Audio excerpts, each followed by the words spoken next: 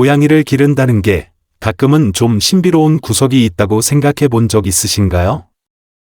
미신을 말하는 건 아니고요. 그냥 그런 느낌 말입니다. 어떤 녀석들은 집에 발을 들여놓는 순간 온 집안의 기운이 순해지고 하는 일마다 술술 풀리며 마음까지 환해지는 듯한 그런 느낌이요. 옛말에 고양이는 불을, 개는 귀함을 부른다는 말도 있잖아요. 이 말이 수백 년간 전해져 내려온 데에는 다 그만한 이유가 있지 않겠습니까? 그는 한때 경성에서 가장 몰락한 골동품상이었고 가세가 기울어 빈털털이나 다름없었습니다. 그런 그를 벼랑 끝에서 구하고 심지어 일대의 갑부로 만들어준 것이 평범하기 짝이 없는 길고양이 네 마리였다면 누가 믿을 수 있을까요? 그는 처음에 이 고양이들에게 재물운을 불러오는 특별한 영험함이 있다고 생각했습니다. 하지만 녀석들이 가져다준 비밀을 진정으로 깨닫고 나서야 진정한 불안 금은보화보다 훨씬 더 심오하며 인생을 송두리째 뒤바꿀 수 있는 것임을 알게 되었습니다. 15년 전 이명헌은 의기양양한 젊은이였습니다. 가문의 골동품 사업은 하늘을 찌를 듯 번창했죠. 그는 평생을 비단 옷에 맛있는 음식을 먹으며 살 줄 알았고 가난이라는 두 글자가 자신과 조금이라도 얽힐 것이라고는 상상조차 해본 적이 없었습니다. 하지만 운명이란 그런 것이었습니다. 갑작스러운 사고로 가세가 기울고 아버지 세대의 피땀 어린 노력이 하루아침에 물거품이 되자 그는 순식간에 구름 위에서 진흙탕으로 떨어졌습니다. 생계를 위해 그리고 소위 가업을 일으키겠다는 허울 좋은 명분을 위해 그는 머리 없는 파리처럼 사방에 부딪혔습니다. 신에게 빌고 부처에게 절하며 온갖 풍수 비법을 찾아 헤맸지만 돌아오는 것은 절망뿐이었습니다. 그는 어떤 신비로운 힘을 찾아야만 이 모든 것을 되돌릴 수 있다고 믿었습니다. 행운을 가져다줄 외부의 비법을 애타게 찾아다녔죠. 하지만 그가 끝내 깨달음을 얻고 진정으로 운명을 바꾸게 된 계기가 우연히 거두게 된 길고양이 몇 마리가 될 줄은 꿈에도 몰랐습니다.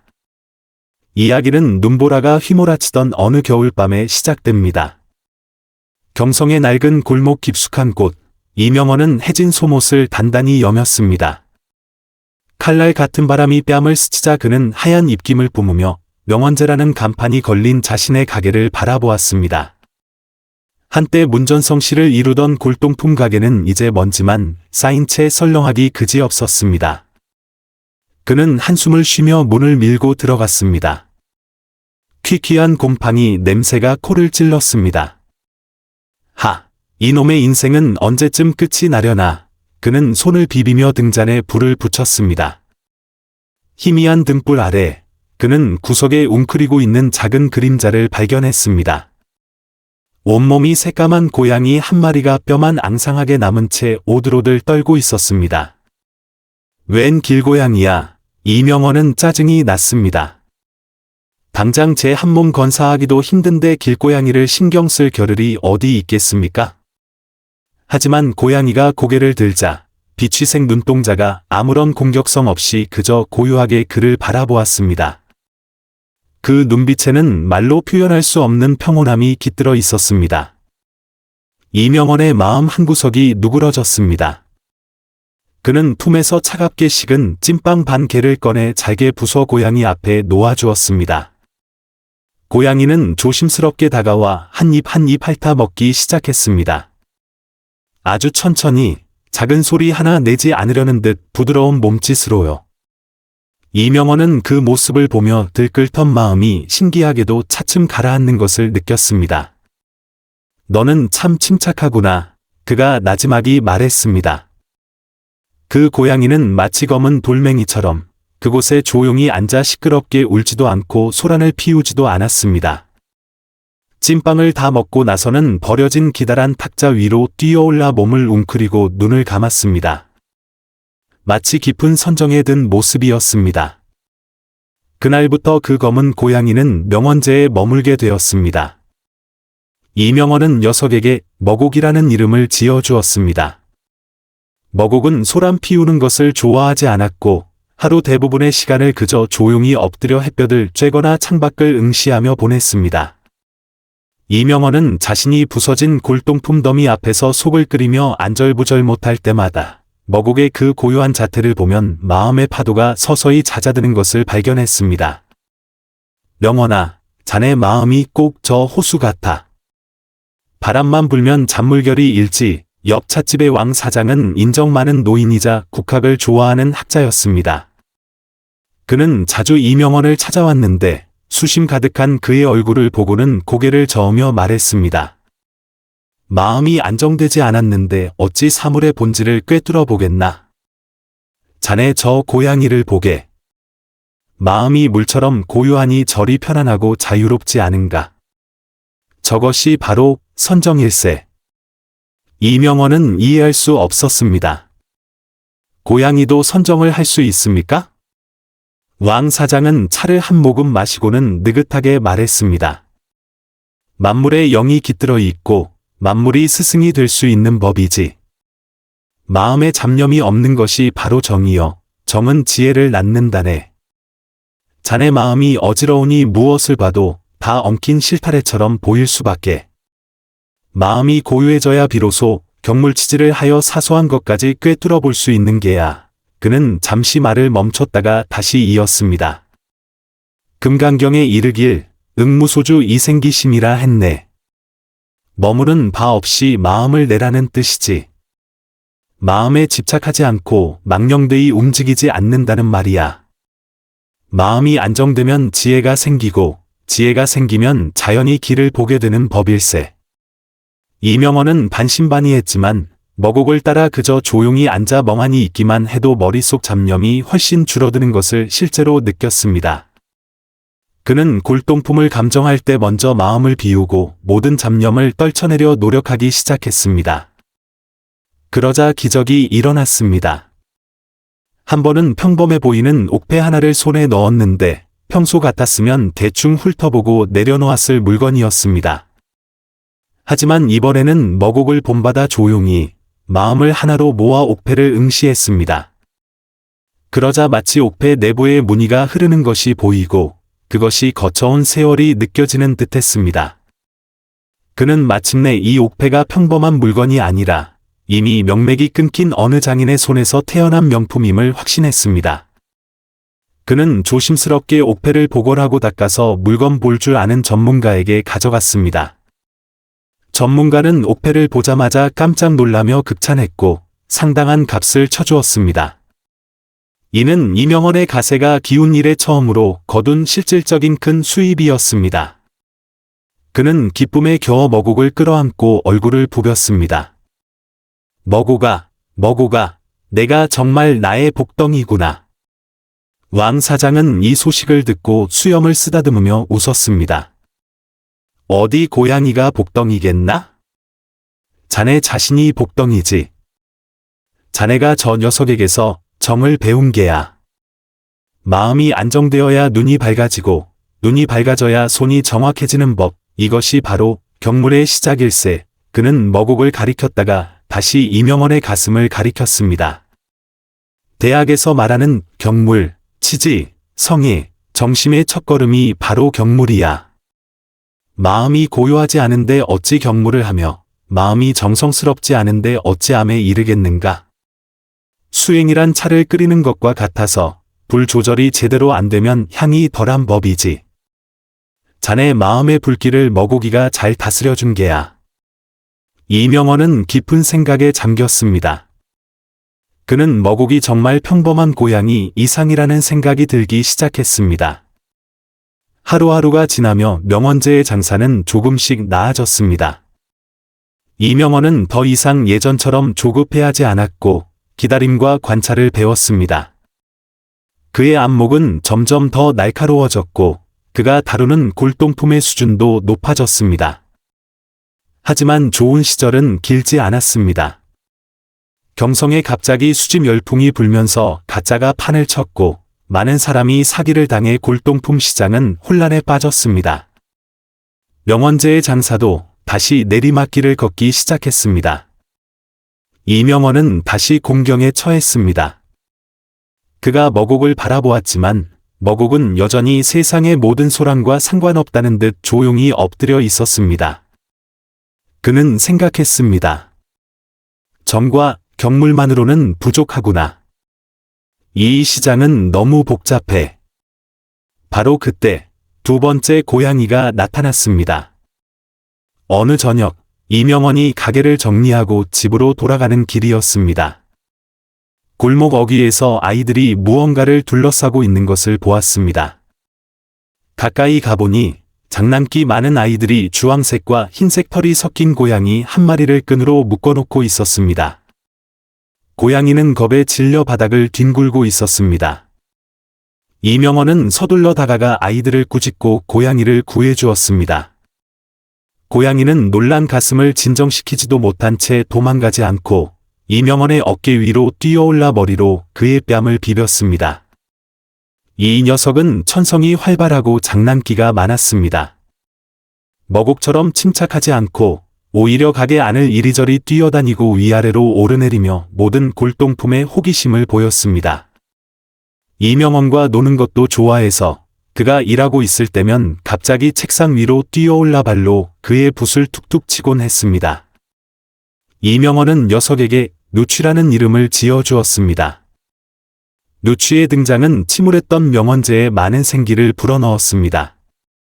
이명헌은 이 고양이가 모든 골동품에 끝없는 호기심을 품고 있다는 것을 깨달았습니다. 녀석은 그가 이미 질리도록 본 청동기를 발로 툭툭 건드려 보기도 하고 서화 위에 엎드려 마치 먹 자국을 연구하는 듯한 자세를 취하기도 했습니다. 명헌아, 자네 이 고양이는 생생불식의 도리를 아는 모양일세. 왕 사장이 또 찾아왔습니다.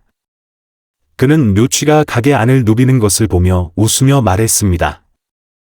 저 녀석은 만물의 호기심을 품고 절대 실증 내지 않지. 저것이 바로 도가에서 말하는 무의의 참뜻이야. 아무것도 하지 않는다는 게 아니라 자연의 흐름에 순응하며 경직되지 않고 집착하지 않는다는 뜻이지. 저 녀석을 보게. 마음 가는 대로 행동하지만 생기가 넘치지 않는가. 이것이 바로 도덕경에서 말하는 도법자연일세. 자네도 장사를 하려면 저런 점을 좀 배워야 해. 이명헌은 의아했습니다. 그게 장사와 무슨 관련이 있습니까? 관련이 크고 말고 왕 사장은 무릎을 탁 쳤습니다. 자네는 예전의 낡은 방식에 너무 집착해서 골동품 장사는 그래야 한다고 생각했지. 하지만 시장은 변했고 사람도 변했어. 자네는 변화에 순응해야 해. 무일한 아무것도 안 하는 게 아니라 헛된 짓을 하지 않고 흐름을 거스르지 않는다는 뜻이야. 새로운 길, 새로운 방식을 찾아야 하네. 자네 저 고양이는 마치 낡은 관습에 얽매이지 말고 유연하게 변화하며 새로운 것에 대한 호기심과 탐구심을 잃지 말라고 말해주는 것 같구먼. 왕 사장과 묘취에게서 영감을 얻은 이명헌은 자신의 경영 방식을 다시 돌아보기 시작했습니다. 그는 더 이상 낡은 골동품 매매에만 얽매이지 않고 어떻게 혁신할 수 있을지 고민했습니다. 그는 점점 더 많은 젊은이가 전통문화에 관심을 갖지만 골동품을 너무 어렵게 여긴다는 점에 주목했습니다. 그는 전문가를 초빙해 골동품 지식을 설명하고 감정상식을 보급하는 소규모 살롱을 열기로 결심했습니다. 또한 일부 부서졌지만 가치 있는 골동품을 복원하여 새로운 예술적 생명을 불어넣는 시도도 했습니다. 이러한 시도는 처음에는 순탄치 않았고 심지어 본업에 충실하지 않는다고 비웃는 사람도 있었습니다. 하지만 이명헌은 묘취의 생생불식과 왕 사장의 도법자연을 기억하며 방향만 옳고 시대의 흐름에 순응한다면 언젠가 꽃을 피울 것이라고 굳게 믿었습니다. 그는 꾸준히 밀어붙였습니다. 과연 시간이 흐르자 그의 살롱은 점점 더 많은 젊은이를 끌어모았고 복원된 골동품도 큰 인기를 얻었습니다. 명헌제의 명성은 점점 더 커져 새로운 경향의 수집가들까지 찾아오게 되었습니다. 사업이 번창하면서 이명헌의 삶도 점점 나아졌습니다. 머국은 그에게 정과 경물을 가르쳐 주었고 묘취는 무의와 변통을 깨닫게 해주었습니다. 그는 이제 집안을 일으키는 비밀을 터득했다고 생각했습니다. 그러나 더 큰 시련이 기다리고 있었습니다. 경성에 사악한 바람이 불기 시작했습니다. 일부 불법적인 자들이 첨단 기술을 이용해 골동품을 위조했고 심지어 전문가의 눈까지 속일 수 있는 위작을 만들어냈습니다. 명성이 높아진 명원제도 그들의 표적이 되었습니다. 몇몇 큰손 고객들이 다른 곳에서 가짜를 산 후 골동품 시장 전체를 의심하기 시작했고 명원제의 신용까지 덩달아 타격을 받았습니다. 이명원은 속이 타들어갔습니다. 그는 아무리 경무를 해도 진짜와 가짜를 구별하기 어려운 위작들을 감별할 수 없었고 아무리 무의를 실천해도 이 비뚤어진 풍조를 막을 수 없다는 것을 깨달았습니다. 그가 낙담하고 있을 때 세 번째 고양이가 나타났습니다. 어느 골동품 교류회에서 이명원은 울적한 마음으로 구석에 앉아 있었습니다. 그때 다채로운 털에 기이한 무늬를 가진 고양이 한 마리가 갑자기 그의 무릎 위로 뛰어올랐습니다. 녀석은 동그란 눈으로 주위를 호기심 어리게 둘러보았습니다. 시끄럽게 울지도 소란을 피우지도 않고 그저 이명원에게 조용히 기댔습니다. 이명원은 이 고양이가 사람의 감정에 특히 민감하다는 것을 알게 되었습니다. 그가 불안해할 때마다 녀석은 머리를 비비며 부드럽게 가르랑거리는 소리를 냈습니다. 마치 그를 위로하는 것 같았습니다. 이 고양이는 성격이 온순하면서도 타고난 바른 기운을 지니고 있었습니다. 시끄러운 사람들을 싫어하고 마음이 바르지 못한 골동품 상인들을 항상 피했습니다. 이명원은 녀석에게 정심이라는 이름을 지어주었습니다. 명원아, 자네 이 고양이는 오상의 도리를 아는구나. 왕 사장은 정심을 보고는 눈빛 가득 칭찬했습니다. 인, 의, 예, 지, 신, 이것이 바로 사람의 근본일세. 저 고양이를 보게. 마음이 순수하고 선한 자를 가까이하며 악한 자를 멀리하지. 저것이 바로 정심이야. 이명원은 한숨을 쉬었습니다. 하지만 세상 인심이 이렇게 흉흉한데 어디 바른 길이라는 게 있겠습니까? 왕 사장은 고개를 저었습니다. 아닐세, 아닐세. 세상이 어려울수록 더욱 본심을 지켜야 하는 법. 자네는 정을 배우고 변을 배웠지만 이 모든 것을 무엇을 위해 하는지 생각해 본 적 있는가? 돈 때문에? 명성 때문에? 논어에 이르길 군자는 의에 밝고 소인은 이에 박다고 했네. 만약 자네가 이익만 좇는다면 그 길은 좁아질 수밖에 없어. 자네 이 고양이는 의로움으로써 이로움을 삼으라고 가르치고 있는 게야. 장사를 하려면 인의를 지키고 신의를 말해야 하네. 마음이 바르면 행동이 자연히 광명정대해지고 자네에게 끌려오는 이들도 자연히 올곧은 고객들일 걸세. 이명원은 그 말을 듣고 머리를 한 대 맞은 듯 정신이 번쩍 들었습니다. 그는 자신의 행동을 돌이켜보기 시작했습니다. 비록 열심히 가게를 운영했지만 때로는 이익을 위해 타협한 적도 있다는 것을 깨달았습니다. 예를 들어 회색지대에 있는 거래에 대해 눈 감아준 적도 있었죠. 진짜 같은 가짜들이 판치는 것도 바로 사람들의 탐욕과 투기 심리를 파고들었기 때문이었습니다. 그는 문제를 뿌리 뽑기로 결심했습니다. 경성의 뜻있는 골동품 상인들과 연합하여 진품 감정, 가품 퇴출 운동을 벌이기 시작했습니다. 그들은 전문 감정 기관을 설립하고 대중에게 감별 지식을 보급했으며 심지어 위조품을 만들고 파는 소구를 직접 신고하기도 했습니다. 이 행동은 많은 사람의 이익을 건드렸고 이명원은 협박까지 받았습니다. 하지만 그는 물러서지 않았습니다. 이것이 정심의 부름이자 의의 실천임을 알았기 때문입니다. 수행은 흐르는 강물을 거슬러 올라가는 배와 같아서 나아가지 않으면 퇴보하는 법일세. 마음이 바르지 않으면 그릇된 길로 빠지게 되지. 왕 사장은 어느 날 대화 중에 그에게 경고했습니다.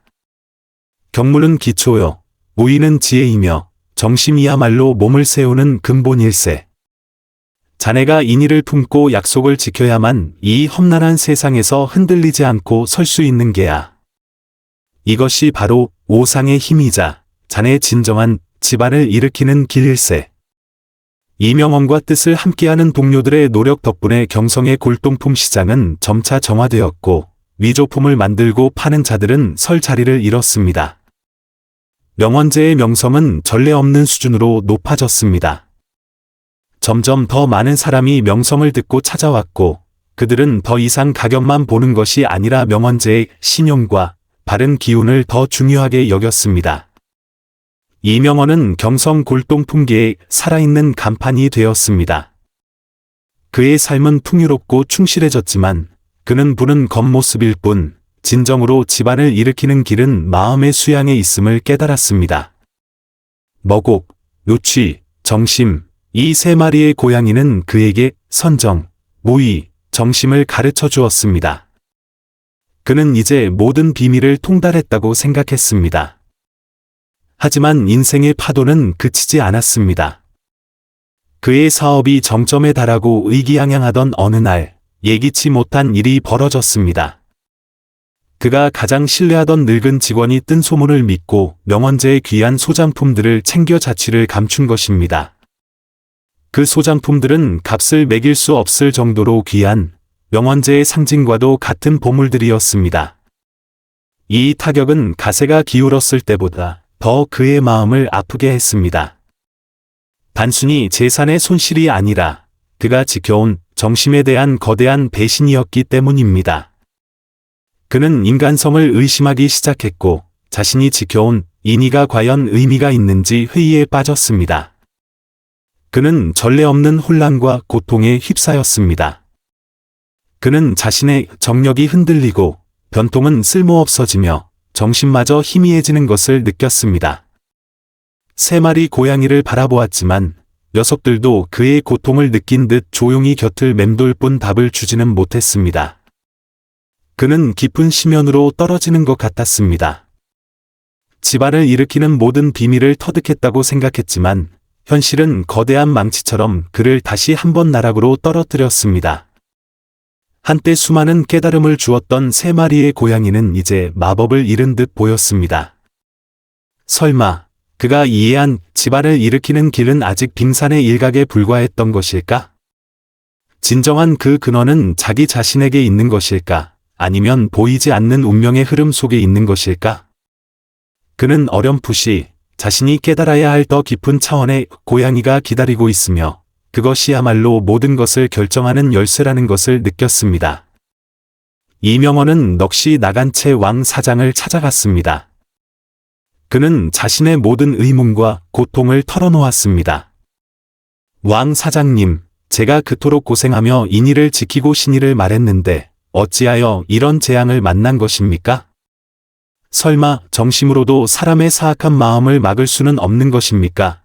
그의 목소리는 떨렸고 눈에는 불신과 절망이 가득했습니다. 왕 사장은 조용히 듣고 있다가 찻주전자를 들어 자신과 이명원에게 각각 차 한 잔씩을 따랐습니다. 그는 바로 대답하는 대신 찻잔 속의 찻잎을 가리켰습니다. 명원아, 이 찻잎을 보게. 차나무에서 잎을 따서 덮고 비비고 말리는 과정을 거쳐야 비로소 지금의 모습이 되지. 찻잎의 일생이 바로 인과 과의 순환일세. 왕 사장은 천천히 말했습니다.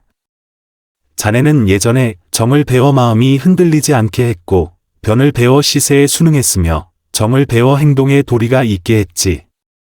하지만 이 세상 만물이 모두 인과에서 벗어날 수 없다는 생각은 해본 적 있는가? 이명원은 할 말을 잃었습니다. 인과라니? 자네의 세 번째 고양이 정심은 자네에게 오상을 깨닫게 하고 의를 알게 해주었지. 하지만 의의 이면에는 더 깊은 것, 바로 인과가 있다네. 왕 사장은 탁자 위를 가리켰습니다. 어느새 네 번째 고양이가 그 위로 뛰어올라와 있었습니다. 온몸이 눈처럼 새하얗고 눈은 희귀한 호박색을 띤 고양이였습니다.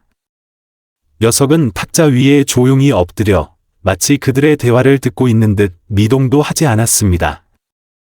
머국처럼 그저 침묵하는 것도 아니었고 요취처럼 활발하지도 않았으며 정심처럼 친근하지도 않았습니다. 그저 존재할 뿐인데 보이지 않는 힘이 느껴졌습니다. 이명헌은 처음 보는 고양이였고 어디서 왔는지 알 수 없었습니다. 이 녀석이 바로 인과 고양이일세. 왕 사장은 흰 고양이의 부드러운 털을 쓰다듬으며 말했습니다.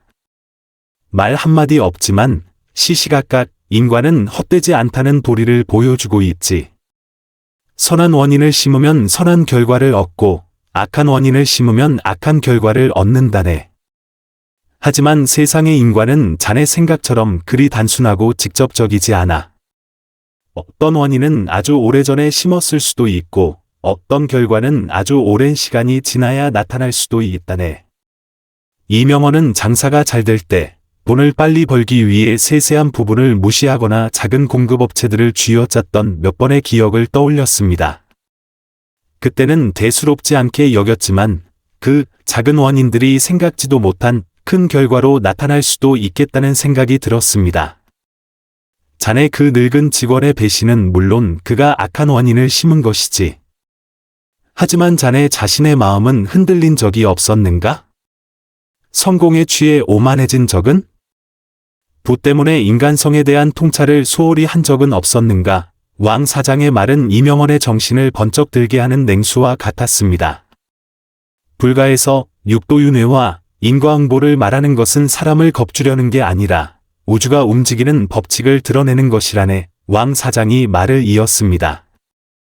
자네가 오늘 겪는 모든 일은 과거 자네의 생각과 말, 행동이 맺은 과보라네. 그리고 오늘의 대응이 다시 내일의 원인이 되겠지. 이 인과는 쉴 새 없이 얽혀 끊어낼 수가 없어. 자네가 인과를 진정으로 이해해야만 이 순환에서 벗어나 진정으로 자신의 운명을 거머쥘 수 있는 걸세. 이명헌은 침묵했습니다. 그는 하얀 인과 고양이를 바라보았습니다. 녀석의 호박색 눈은 깊고 평온하여 세상의 모든 허망함을 꿰뚫어보는 듯했습니다. 그는 법구경의 한 구절을 떠올렸습니다. 악은 바로 익지 않나니 마치 갓 짠 우유가 바로 굳지 않는 것과 같다. 악업은 어리석은 자를 따르나니 마치 재를 덮은 불씨와 같다. 나쁜 인과의 결과는 즉시 나타나지 않지만 언젠가는 반드시 찾아온다는 뜻이었습니다. 그렇다면 5번째 보이지 않는 고양이는 바로 인과입니까? 이명헌이 물었습니다. 왕 사장은 고개를 저었다가 다시 끄덕였습니다. 인과는 법칙이자 현상일세. 그 5번째 고양이는 법칙 너머의 도이자 공이라네. 형체도 없고 모습도 없지만 어디에나 존재하는 우주의 근원이지. 장자 제물론에 이르길 천지와 나는 함께 태어났고 만물과 나는 하나다라고 했네. 자네는 본래 만물과 한 몸이니 그 늙은 직원의 배신 또한 자네 자신의 인과의 일부라네. 자네가 만약 원망에 집착한다면 그것은 또다시 악한 원인을 심는 것이야. 왕 사장은 찻잔을 들어 가볍게 흔들었습니다.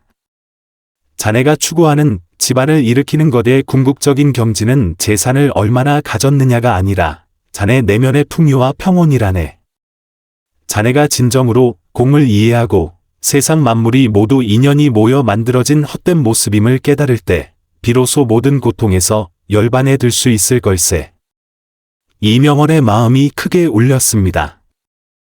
그는 문득 모든 것을 깨달았습니다. 머국은 그에게 선정을 가르쳐 마음을 고요하게 함으로써 경물치지하여 사물의 본질을 보게 했습니다. 이는 나에 대한 집착을 내려놓고 외부 세상의 소란을 초월하는 것이었습니다. 누치는 그에게 무의를 가르쳐 자연에 순응하고 유연하게 변화함으로써 도법자연하여 만물의 변화에 적응하게 했습니다. 이는 경직됨을 내려놓고 낡은 방식을 초월하는 것이었습니다. 정심은 그에게 정심을 가르쳐 인의를 지키고 약속을 지킴으로써 오상을 갖추어 사람의 마음을 얻게 했습니다.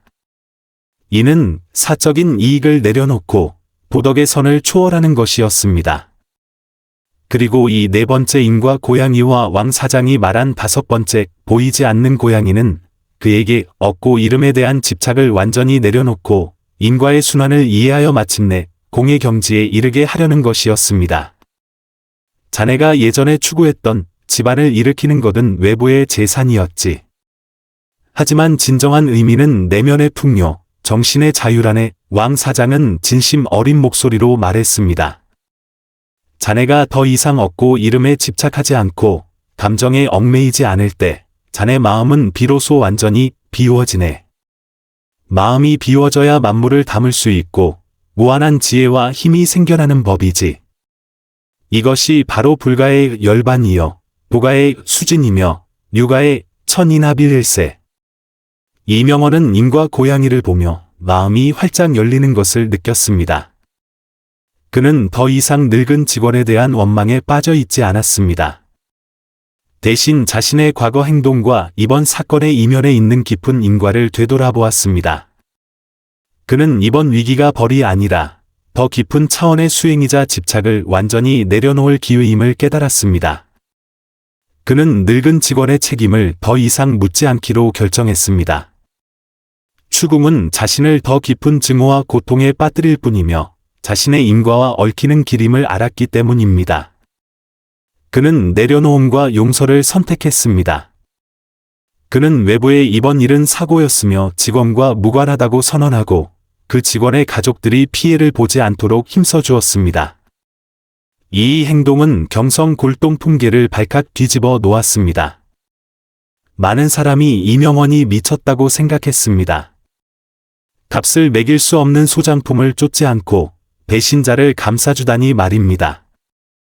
하지만 진정한 지혜를 가진 몇몇 사람들은 이명헌에게서 뿜어져 나오는 진리의 빛을 보았습니다. 그의 내려놓음은 재산의 손실을 가져오지 않았습니다. 오히려 그의 대의와 정심 덕분에 명헌제의 명성은 떨어지기는커녕 더욱 높아졌습니다.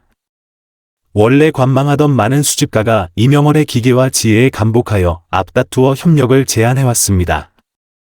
심지어 일부 동료들은 도난당한 소장품을 찾는 데 자발적으로 도움을 주기도 했습니다. 기적이 일어났습니다. 몇 달 후 도난당했던 소장품들이 우연히 그것을 발견한 한 수집가에 의해 돌아왔습니다. 알고 보니 늙은 직원은 소장품을 훔친 후 죄책감에 시달려 팔지도 못했고 결국 소장품은 이리저리 떠돌다 다른 사람의 손에 들어갔던 것입니다. 그리고 그 수집가는 바로 이명헌이 이전에 벌였던 진품 감정, 가품 퇴출 운동에 감동했던 사람으로 이 소장품들이 명헌제의 것이라는 사실을 알게 되자 자발적으로 돌려준 것이었습니다. 이명헌은 이 큰 시련을 겪고 완전히 다시 태어났습니다.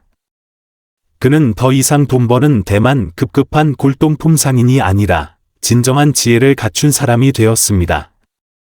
그는 명헌제를 전통문화를 전파하는 장으로 만들었습니다. 단순히 골동품을 사고 파는 것을 넘어 골동품을 통해 역사를 이야기하고 지혜를 전수했습니다.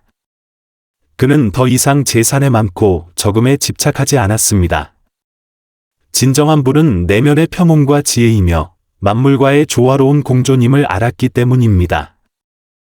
그 네 마리의 고양이, 머곡, 누취, 정심, 인과는 계속 그의 곁을 지켰습니다. 녀석들은 더 이상 행운을 가져다주는 길상물이 아니었습니다.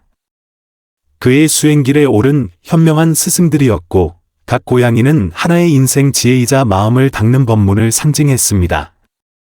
녀석들은 그를 함께 이끌며 작은 나의 집착에서 벗어나 큰 나의 원만함으로 나아가게 했습니다.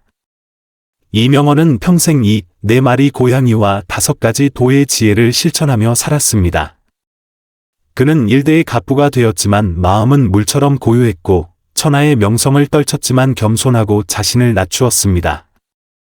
그는 진정으로 집안을 일으키는 것이 외부의 선물이 아니라 자기 내면의 깨달음이며 천지만물과 하나가 되는 도라는 것을 알고 있었습니다.